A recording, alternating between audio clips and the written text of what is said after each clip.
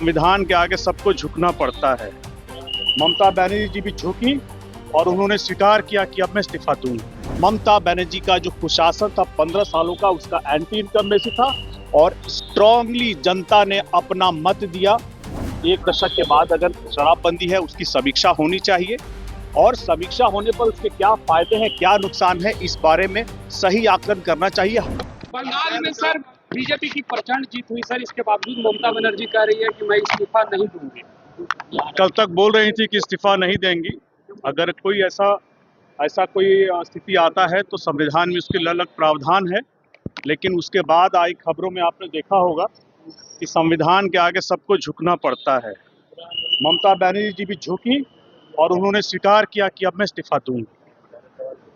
Sir Nishant Kumar के मंत्री बनने की बात चल रही है, क्या उनको बनना है? ये मैं तो इसका स्वागत करूंगा, लेकिन ये फैसला अंततः जनता दल यूनाइटेड को लेना है, उनके नेताओं को लेना है। जो भी फैसला लेंगे, मुझे लगता है कि मुख्यमंत्री जी का विशेषाधिकार है।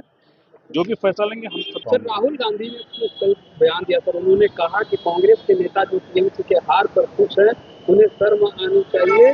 लोकतंत्र की हत्या हुई, वोट चोरी हुई है।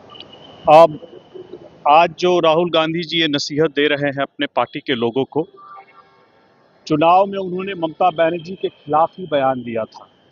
ऐसे में जब लोग बयान देते हैं तो इससे पहले अपने बयानों पर, पुरानी दिए गए बयानों पर जरूर रिफ्लेक्ट करना चाहिए। और दूसरी सबसे बात, जो बार बार एसआईआर को दोषी ठहराया जा रहा है, तो आप ये बताइए कि पूरे बंगाल के चुनाव में जिस तरह से जनता ने सत्ता परिवर्तन किया है, इस बारे में क्यों नहीं बात हो रही है। भाजपा 80 सीटों पर थी और वही अब ममता बनर्जी अगर अपने पुराने स्थिति से अगर 80 सीटों पर आ जाती हैं, भाजपा नई 65 सीटें जीतती है। जो टीएमसी का 124 स्ट्रॉन्ग होल्ड सीट था, वहां से 78 सीटें हार जाती है।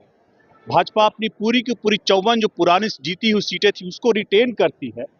5% ज़्यादा महिलाएं अगर भाजपा को वोट करती हैं, 83% दलित समाज वो पश्चिम बंगाल में अगर भाजपा को वोट करता है और 96% अनुसूचित जनजाति समाज, एसटी समाज अगर भाजपा को वोट करता है, तो ये सिर्फ और सिर्फ सत्ता परिवर्तन था। ममता बनर्जी का जो कुशासन था 15 सालों का, उसका एंटी इनकम्बेंसी था और स्ट्रांगली जनता ने अपना मत दिया। इससे एसआईआर का कुछ लेना देना नहीं है। एसआईआर संविधान के द्वारा बनाई गई संस्था का अपना एक स्वायत्त अधिकार है, हर समय पर, अलग अलग समय पर होता रहा है। इसके लिए एसआईआर को आपको सही समीक्षा करने के बजाय आप एसआईआर पर दोष लगाएंगे, ये सरासर गलत है।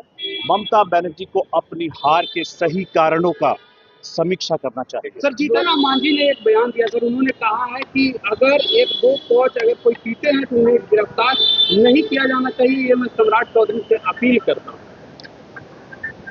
देखिए, लॉ ऑफ द लैंड जो होता है उसको सभी को मानना पड़ता है।